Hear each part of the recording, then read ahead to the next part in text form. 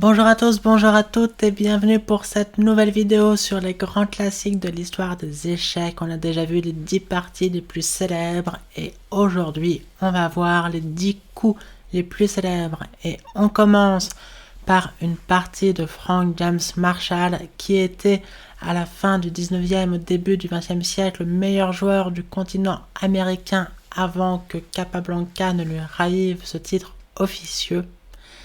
Et dans cette position, il a une pièce nette de plus, un cavalier. Mais on a la dame attaquée ainsi que la tour. Et donc il y a plusieurs gains possibles, mais aucun n'est aussi efficace et encore moins aussi joli que celui joué. Marshall a joué un extraordinaire coup. Si vous voulez faire pause, c'est votre dernière chance, je vais le montrer. Il a joué dame G3, place la dame triplement en prise. Donc les noirs menacent mat par dame prend H2, donc il n'y a pas le choix, il faut capturer la dame. En vrai, il y a une quatrième possibilité, c'est celle choisie par les blancs dans cette partie, c'est d'abandonner. Parce que sur H prend G3, c'est mat en 1.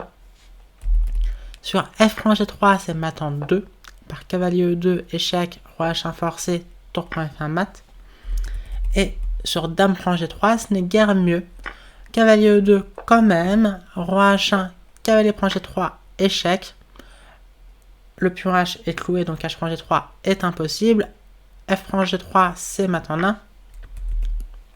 Et en cas de roi G1, le cavalier qui a bien travaillé revient en E2 avec gain de temps. Après roi H1, bilan de l'opération, on a échangé les dames. On a toujours un cavalier de plus.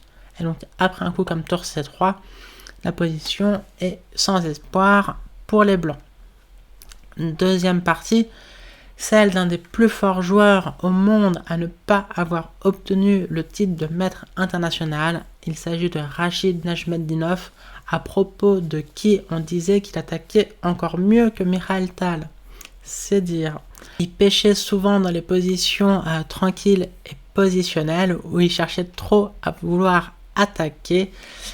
Mais donc, il a les blancs, il est opposé face à un très fort joueur soviétique, Tchornikov, Oleg de son prénom, qui pensait à avoir une nulle facile ici, car cette position était connue de la théorie de l'époque, et on considérait que le mieux, pour les blancs qui ont la dame attaquée, il y a égalité de matériel, c'était de jouer dame H6, sur quoi les noirs font fou G7, dame H4, fou F6, et on se quitte, bons amis.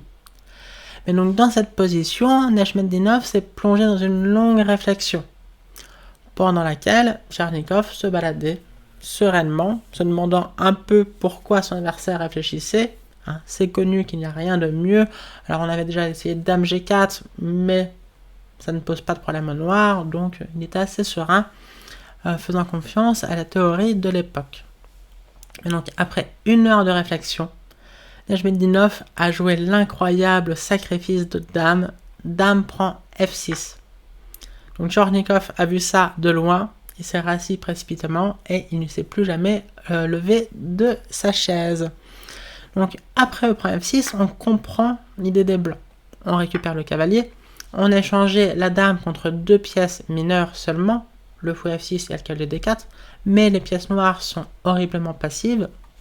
Les blancs ont tout de suite des idées de cavalier D5, suivi de cavalier prend F6, échec, ou alors après cavalier D5, fou prend F6, et on peut se mettre à rêver peut-être à des tableaux de maths par cavalier E7. Donc, il n'y a que deux pièces mineures, ça demande un certain courage de sacrifier la dame, mais là on comprend les compensations.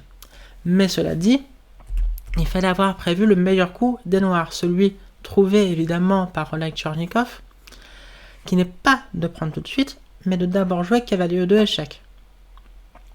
Cavalier prend E2 est forcé, et donc après E prend F6, c'est la même position, sauf que le cavalier est en E2, et non pas en C3. D'ailleurs, Najmetdinov a joué le meilleur coup, cavalier C3. Donc en fait, on a la même position avec deux temps nets de moins. Donc maintenant, c'est au noir de jouer, et non pas au blanc. Mais malgré ça, c'est la meilleure tentative. Alors, d'après l'ordinateur, ça reste que égal, donc c'est pas un mauvais coup, mais c'est pas non plus la réfutation d'une erreur précédente des noirs. Non, les noirs n'avaient pas encore commis d'erreur, Mais cette position, si ordinateur contre ordinateur, eh bien match nul, humainement, elle est bien plus facile à jouer côté blanc. Le plan est simple, c'est de jouer fou D4, de jouer cavalier D5, de jouer des manœuvres pour mettre encore plus de pression sur le pauvre pion F6.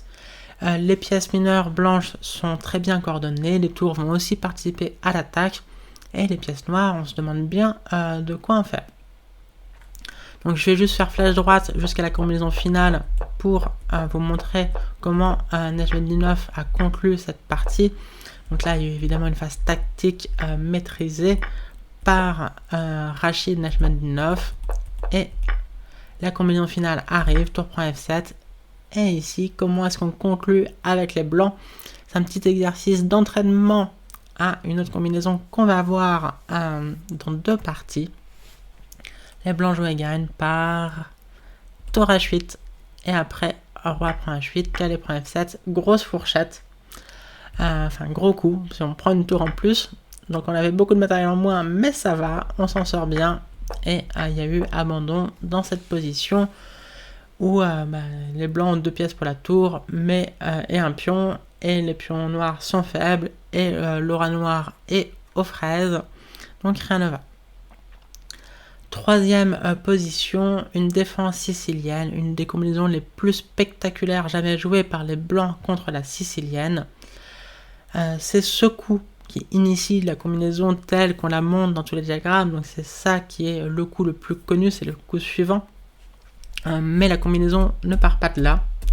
En fait, les noirs ont joué B4 dans cette position, attaque le cavalier C3, les blancs n'ont pas bougé, ils ont joué G prend F6 intermédiaire, ouvre la colonne G, attaque le fou E7, fou prend F6, tour G1 échec, roi H8, dame H6, attaque la tour, attaque le fou, dame E7 protège les deux, et là, évidemment, on ne bouge pas le cavalier, on joue un coup extraordinaire. Il faut faire participer plus de pièces à l'attaque. Avec juste dame et tour, on est au maximum.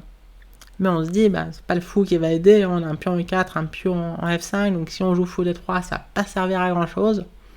Mais c'est magique. On fait cavalier C6, sacrifice de cavalier. Attaque la dame, qui protège la tour et le fou. Donc on est obligé de capturer le cavalier qui vient de se sacrifier. Quelle était l'idée? Eh bien, on poursuit par E5. Ok, ça devient bizarre. Bon, on comprend la menace au prend F6, mais on peut jouer D prend E5, on peut jouer cavalier prend E5, on peut jouer fou prend E5, et on peut jouer, comme on va le voir, d'autres choses. Alors sur D prend E5, c'est facile, on fait cavalier E4. Donc, on voulait faire participer d'autres pièces, c'est le cas. Après, cavalier C6, qui libère la case E5 pour que le pion vienne se sacrifier, on a libéré la case E4, et du coup le cavalier C3, qui était en prise depuis bien des coups, vient maintenant E4 avec fracas, le mat va suivre. Sur cavalier prend E5, c'est un peu pareil dans le sens où on joue cavalier E4, mais quand même plus compliqué parce que les noirs se défendent par cavalier D7, et le cavalier comme la dame défend à la fois le fou et la tour. Donc si on fait cavalier prend F6, les noirs gagnent par dame prend F6, et la tour est défendue maintenant. Mais les blancs sont tellement gagnants qu'ils ont le temps de se permettre tour prend D6. Et on veut faire tour prend D7 et cavalier prend F6. Là, cette position est bien gagnante pour les blancs. Par exemple, sur fou E5, pour s'en aller de cette case où il était en prise, on jouerait F6. Et sur fou prend F6, tour prend D7. À nouveau. Et donc cavalier prend F6 en cas de capture de la tour D7. Donc cavalier prend E5 ne va pas, D prend E5 non plus, fou prend E5 peut-être, eh bien non. Cette fois-ci c'est pas le cavalier qui vient E4 parce que ça ne servira à rien. On joue F6, nouveau sacrifice pour que après fou prend F6, le fou puisse venir en D3 et il n'y a plus les pions E4 ni F5 et donc c'est mat en H7 à suivre. Donc, après E5, David Bronstein, qui était quand même finaliste de championnat du monde, a joué le meilleur coup pratique pour poser des problèmes à son adversaire, Ratmir Holmov, qui était un des meilleurs joueurs soviétiques, mais sans être moins fort.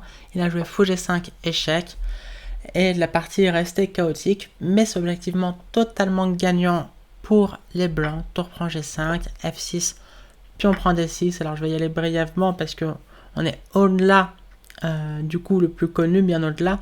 Donc pas trop de commentaires, même si la position en mériterait bien. J'ai bien conscience que c'est archi compliqué. Mais prend C3, donc les blancs ont toujours une pièce de moins. On sacrifie évidemment le pion B2 parce qu'on se sert du pion noir comme d'un bouclier. Cavalier D8, tour de G1, menace, tour G7, tour A7 par la menace, mais là encore un magnifique coup. Si vous voulez faire pause, vous pouvez y aller. C'est D7.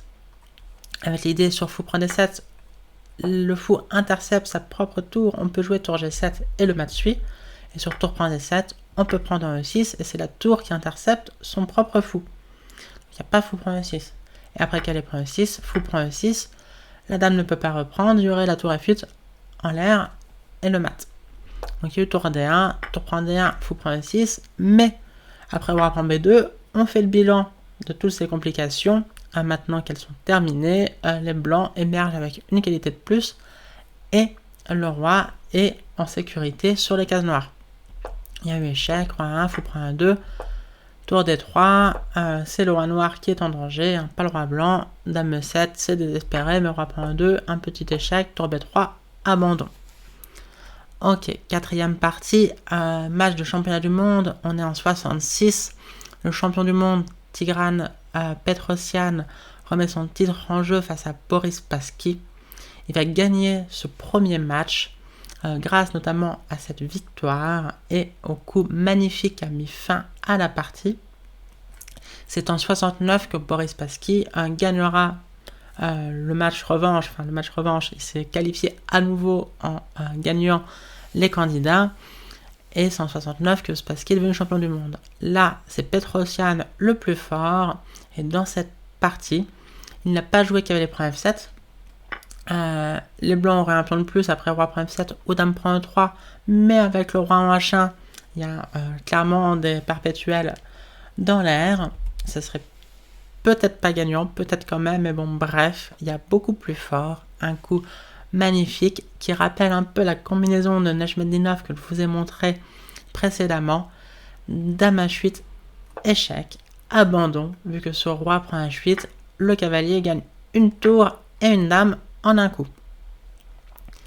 On est maintenant en 72, donc Spassky est devenu champion du monde, il met son titre en jeu face à Bobby Fischer, et donc autant les 9 autres coups méritent tous 2 points d'exclamation. Ce sont des extraordinaires coups qui gagnent de jolies manières. Celui-ci mérite 2 points d'interrogation, même si objectivement le coup n'est pas perdant, c'est une gaffe. Mais il se trouve que c'est aussi le coup le plus discuté sûrement de l'histoire des échecs. Dans cette position, il y a plus de 50 ans maintenant, Bobby Fischer a joué fou prend H2. Qui est un mauvais coup. Alors ça fait couler énormément d'encre. Est-ce que c'était un subterfuge psychologique consistant à donner un point à son adversaire dans une position totalement nulle après seulement une vingtaine de coups? Est-ce que c'était pour dire même comme ça je vais réussir à faire nul? A priori ni l'un ni l'autre. C'est plutôt une erreur de calcul. L'hypothèse la plus probable c'est qu'après G3 enferme le fou, H5 pour aller le libérer, roi E2 pour aller gagner ce fou, H4, roi F3. Dans cette position, le plus probable, c'est que Fischer n'avait pas vu qu'après H3, les blancs gagnent. D'ailleurs, c'est pas évident, hein. Si Fischer l'a raté, c'est pas évident, mais le gain s'obtient par roi G4. Et sur fou G1, roi prend H3, bien forcé, sinon le pion se promeut, fou prend F2. Le fou a l'air de ressortir, mais pas du tout. Les blancs ont fou D2. Et roi G2 va gagner la pièce. Donc comme dans la partie, les noirs n'auraient que 2 pions pour la pièce. Donc dans la partie, ça reste objectivement match nul après roi F3, roi E7. Mais la position est trop difficile à défendre. Et donc Fischer va commettre une erreur. Cette fois-ci également du point de vue théorique, du point de vue de l'ordinateur. pas seulement du point de vue pratique, comme l'était fou pour un H2. Donc voilà, c'est ce coup fou pour un H2 qui est resté à la postérité et qui a fait couler énormément d'encre depuis un demi-siècle maintenant. On passe maintenant en 74, donc Fischer a gagné le titre, mais il a arrêté de jouer, et le meilleur joueur du monde actif n'est pas le champion déchu Boris Spassky, mais un petit jeune, Anatoly Karpov.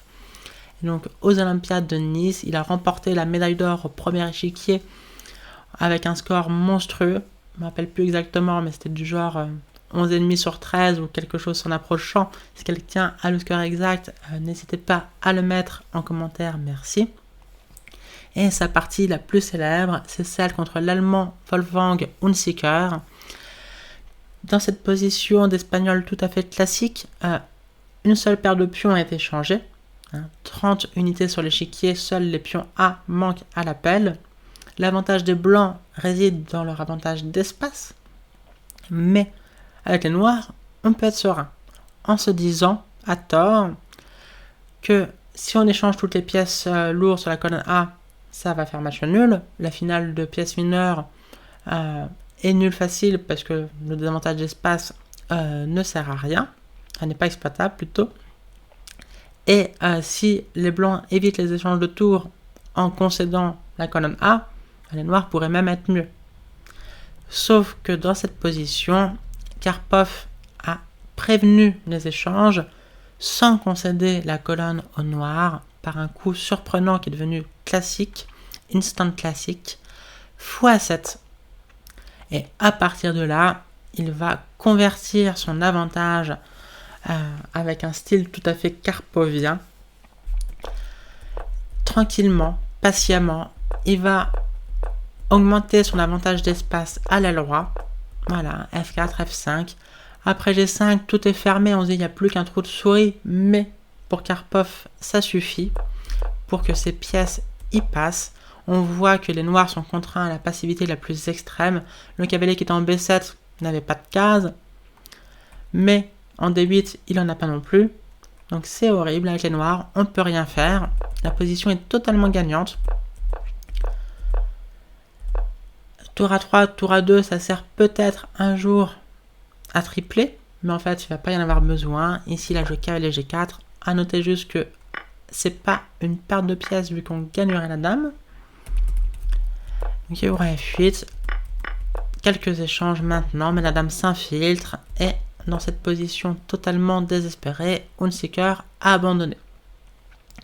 Karpov toujours, mais cette fois-ci avec les pièces noires, opposé à Gata Kamsky, autoproclamé famous fucking legend. Mais bref, la position a l'air difficile pour les noirs. Mais Karpov avait prévu une nouveauté. Alors pourquoi ça a l'air difficile? On a le mauvais fou en C8. Et le coup naturel, ce serait de roquer, mais c'est suicidaire. Parce que les blancs n'hésitent pas et font fou prend un 6. Le sacrifice marche très très bien. Après, je prends un 6, dame prend un 6. Il va y avoir cavalier G5, fou H7, et on se fait mater. Après dame H4, une partie précédente, jouée par deux grands maîtres anglais, avait vu dame A5 échec, fou D2, dame H5 pour échanger les dames et soulager un peu la pression. Mais même la finale est difficile parce que les noirs restent avec leur mauvais fou en C8. Et enfin, il n'y a pas d'idée farfelue comme G5 parce que les blancs ont le simple fou prend G5 ou cavalier prend G5 d'ailleurs et les noirs ne peuvent pas reprendre vu que la tour H8 est en prise. Et donc dans cette position, Karpov a dévoilé sa nouveauté brillante de créativité, roi E7. Très très chelou, il n'y a pas d'autre mot, mais on comprend l'idée. Maintenant, les noirs veulent jouer G5, il n'y aura plus de sacrifice parce que la dame protège la tour. Donc roi E7 qui a l'air suicidaire, qui a l'air d'être un misclic, mais évidemment à l'époque la partie était jouée en présentiel. Roi E7 est brillant. La menace G5 étant difficilement parable. Et elle est grave. On va voir ce qui se passe par exemple sur petit roc. Et bien G5, il n'y a pas de sacrifice.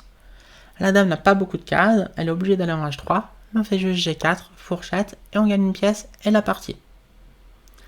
Donc après Roi E7, Kamsky a joué le meilleur coup, un sacrifice de pion, cavalier E5. Alors on peut se demander, mais pourquoi c'est un sacrifice de pion? Les noirs gagnent bel et bien un pion par fou prend E5, dame prend E5, et maintenant la petite combinette, l'échec et miam, dame A5 échec, pas fou D2, C3 plutôt, dame prend E5 échec, donc on préfère jouer fou E3 en un coup et en ayant obtenu le coup C3 en plus, donc c'est pour ça qu'on joue C3 et pas fou D2. Dans cette position, c'est à peu près égal en fait. Évidemment, Roi E7 n'est pas un coup qui gagne la partie tout de suite, mais c'est un coup qui pose des problèmes, surtout quand on est Karpov et qu'on connaît bien la position pour l'avoir travaillé. Sa prépa ne s'arrêtait pas à Roi E7, bien évidemment, et qu'on est opposé face à un petit jeune à l'époque qui découvre la position sur l'échiquier. Donc les noirs ont un pion de plus, mais le roi en E7 et les blancs ont la paire de fous, donc ça compense le pion, mais Karpov va convertir, après bien des péripéties, en finale. En finale d'ailleurs, parlons-en, pour cette position, un chef-d'œuvre de Shirov, d'après Tim Krabbe, c'est le coup le plus beau jamais joué dans son top 1, enfin premier coup de son top 100, des 100 coups les plus extraordinaires de l'histoire des échecs. C'est une finale de foot couleur opposée où les noirs ont 2 pions de plus. Mais on connaît les tendances annulantes des foot couleur opposée. Et effectivement, si on joue un coup normal comme fou G4 pour faire passer le roi en F5 puis en E4, le roi blanc arrive à temps. Roi F5, roi E3 et match nul, malgré les 2 pions de plus. Pareil, on ne peut pas juste jouer roi D6, bon les blancs pourraient prendre, mais ils peuvent même avancer d'abord avec leur roi. Roi 3, roi C4, prendre maintenant. Et le problème, c'est que les noirs ont 2 pions passés, mais le fou les arrête sur la même diagonale. Et donc c'est match nul, par exemple après A3, G3 place le pion sur case noire au cas où, A2 fou H8, en cas de roi B3 pour aller roi en C2 et en B1, roi D2, vous ne passerez pas, roi C4, roi E3 et match nul.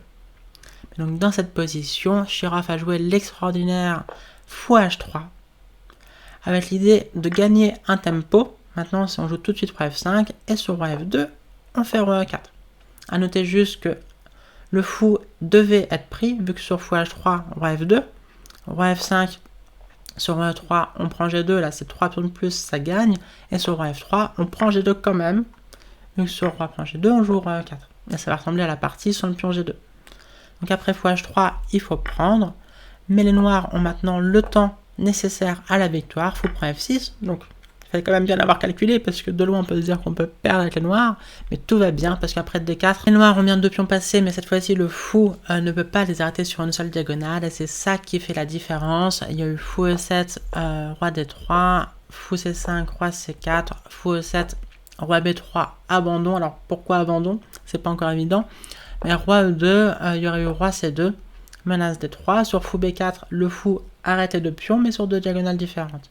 C'est-à-dire qu'après D3, échec, roi E3, on n'a qu'à jouer A3, on dévie le fou d'une des diagonales et le pion va à dame.